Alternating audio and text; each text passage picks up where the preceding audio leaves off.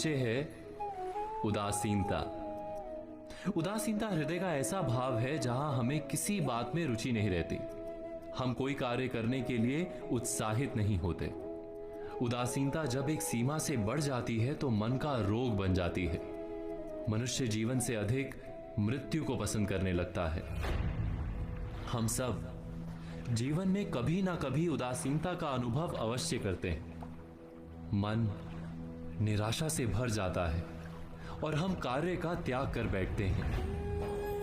अधिकतर हमारी उदासीनता कुछ समय के लिए ही होती है, इसलिए उससे होने वाली हानि को हम पहचान नहीं पाते। किंतु उदासीनता धीरे धीरे आदत का रूप धारण कर लेती है और हम बार बार उदासीनता के कारण हाथ में लिए कार्य अधूरे छोड़ देते हैं। क्या हमारे सबके साथ ऐसा नहीं होता? तो वास्तव में उदासीनता क्या है? इसका जन्म कहां से होता है? इससे छूटने का उपाय क्या है?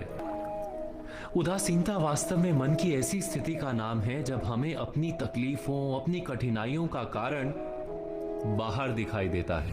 हम कहते हैं कि समाज बुरा है, नौकर या स्वामी गलत है, पति या पत्नी का बर्ताव अनुचित है, जीवन की परिस्थितियां प्रतिकूल है, वक्त हमारा साथ नहीं दे रहा, वगैरह वगैरह।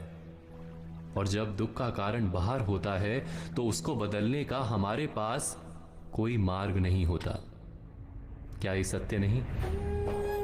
हम समय को किस प्रकार बदल सकते हैं? परिस्थितियों में कैसे परिवर्तन ला सकते हैं हम? अर्थात हम स्वयं को निस्सहाय मानने लगते हैं और वहीं से उदासीनता का जन्म होता है। क्या ये सत्य नहीं?